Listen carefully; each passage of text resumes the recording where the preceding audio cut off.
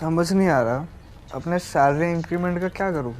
बेटा इतना क्या सोच रहा है, अपने म्यूचुअल फंड्स के एसआईपी का टॉप अप करा ले। This is the right time. क्या समझ में नहीं आया?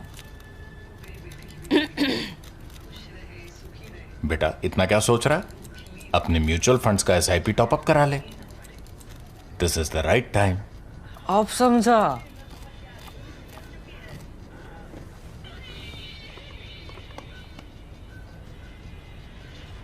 Mutual fund investments are subject to market risks. Read all scheme-related documents carefully. Yasin Malik. Yasin Malik is in the headlines right now. You make my skin crawl.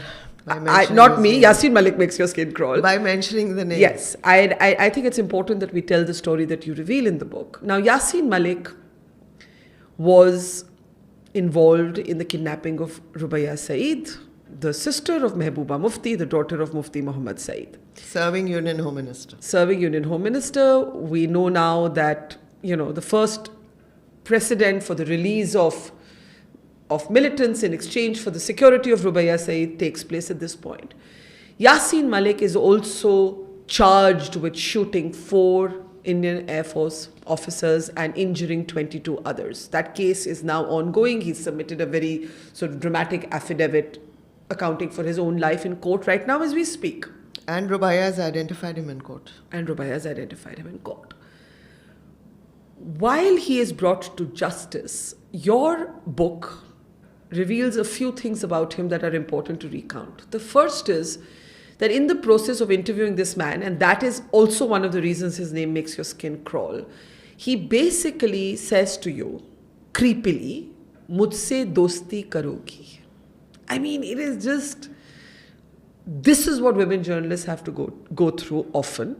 This is what we often don't talk about, and we don't talk about it in real time because we worry that it will become a pretext to take the assignment away from us. So let's talk about Yasin Malik. Okay. I'll talk about Yasin Malik with a little bit of difficulty because It's creepy. it's creepy. It's a nasty, unsavory reminder, but it's also a story that's important to tell because in Kashmir, he was seen as this hero who would deliver liberation to Kashmir. He was a grand hero of Kashmir. He's been called the Che Guevara of Mysuma, which is the name of the locality where he lives. So he is released, despite the cases that you've already listed, so I won't repeat them.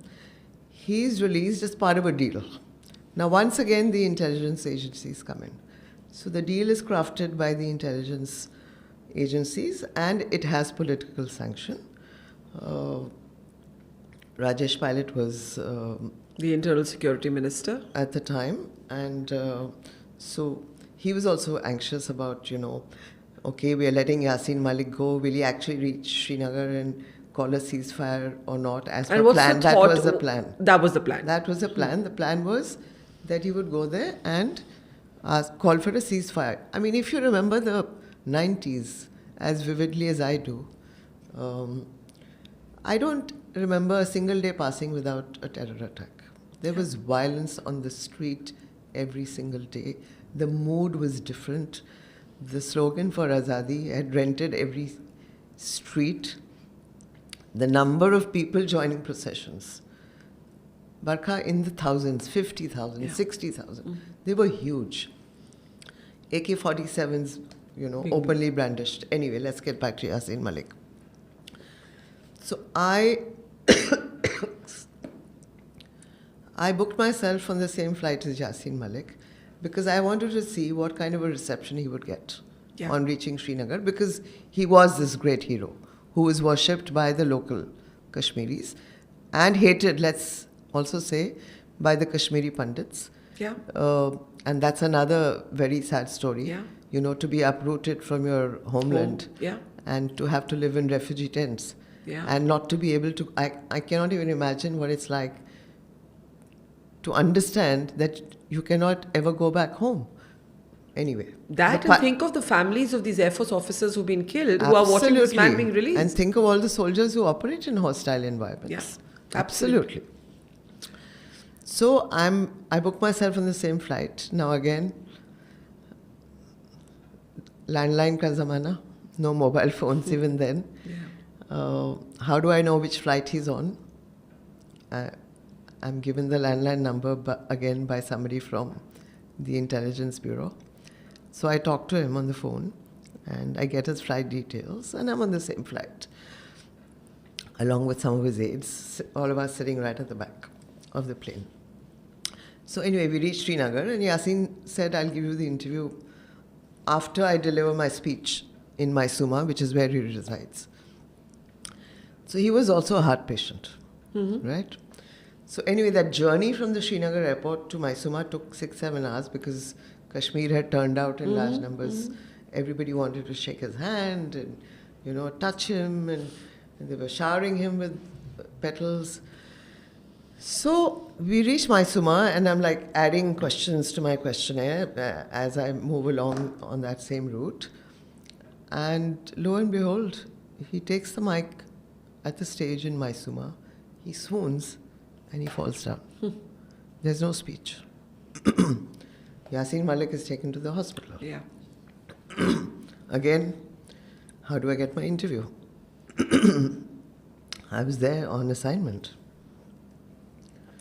So anyway, his aide said, don't worry, maybe it was a case of exhaustion and, give it a couple of days. So actually in a couple of days, I got a call and my hotel told me that so-and-so called. And now I was told very categorically to come late at night. Now, Kashmir, it's been your beat as well. Yeah. I'm talking 90s. The shutters would come down before sunset. Yeah. 5 o'clock every evening the city was closed. Yeah. It was like, it was foolish to be on the streets after dark in Kashmir. I could do that in Punjab, but every conflict zone has its own rules which you understand as you navigate them. So I reach the hospital. I take, obviously we take our chances, right? If you want an interview, fine. He's called you late, fine. Maybe there are visitors who stay on late. So I reach the hospital and then I'm taken to where he's lying back like that in bed with a curtain, those hospital curtains drawn around him. And there are a couple of visitors who leave in 4-5 minutes. And then his sister's there. And I sit on that stool, that next to a bed, a hospital bed, the very typical little steel stool that is kept next to every hospital bed. So I put my bag down, take out my notebook, and I sit there and I say, can I start the interview? And he puts his hand out and he says, Mujhse dosti karogi? Creepy. I just froze on that stool. I literally froze. I've taken the risk of driving through darkness. I'm putting my local Kashmiri driver at risk. Yeah. And this great hero, So-called, I saw a completely different side to him. And or if you think about it logically, he was a killer, and here he was. He was actually accused. Yes, he's been accused of killing Air Force officers. That's what I'm saying. So he was a killer. He was used. He became a part of a deal, and then he tried to take on the avatar of being a follower of Mahatma Gandhi. That's what he said in the interview. Yeah. That's what he said in the interview. Yeah. And that I now believe in the philosophy of the Mahatma. The same guy, responsible for kidnapping Rubaiya Saeed and killing Air Force officers and extending his hand in dosti, mujhse dosti karogi. How did you respond? I said, can I ask my question, please? After I regained, composure. Yeah. Yeah. It was a difficult moment. And it's there's some memories which just stay in your head. And when I was writing this chapter, Barkha, I asked myself, should I write this? Should I write this? Because when you're reporting for India Today, we were all fighting for space in that magazine. Your personal story never gets told, when you're writing your article for a publication. But the personal story becomes a memory. In this case, it's a very uncomfortable, painful memory. So I still gave him the benefit of doubt. I came back and I spoke to my colleagues in the office, told them this is what happened. And I knew I would be going back to Kashmir, and I knew, that he had declared the ceasefire, and he was a hot favorite of the intelligence agencies. There was no government in Jammu and Kashmir at the time. Farooq Abdullah had resigned and gone to London, and J&K was under governor's rule. So I seek him out for a second interview because as journalists, we must give the benefit of doubt. So he calls me to his house in Mysore, and we're sitting on the floor face to face. It's a big Kashmiri tradition. You sit on the floor on a nice Kashmiri rug. And there are these 4 or 5 gunmen outside that little room. I can hear their feet shuffling. And this time, he's in no mood to give me an interview. I'm subjected to more harassment of the kind that I witnessed in a hospital. And if you allow, I'll just read out 4 lines. Please. Because... So, in the second interview, that didn't happen. In the second meeting, he said, "Why don't we talk about the moon and the stars today? Why do you always talk about work?" I talk about work because I'm a journalist. I'm here because I want to do an interview. And then he tries to scare me. And he says, and I'll say it in Hindi and then read it in English. He said, "Kal raat to aap fauj ke saath badi ayashi kar rahi thi." I mean, if you're trying to scare me, I'm sorry, I'm not getting scared. I'm just getting irritated. You're making me uncomfortable, yes, but you're not scaring me. You can taunt me, but you're not scaring me.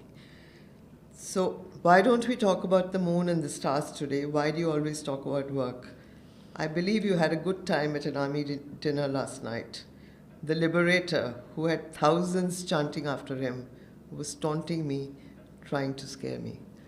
I left without the interview, and I have no regrets. Good for you. And did you ever have to meet him? Like sometimes work will force a meeting that you don't plan, right? So yes, that did happen. I was sitting at a local Kashmiri journalist office when he walked in. He did not acknowledge me, and I obviously did not acknowledge him. And I think sometimes silence is very eloquent.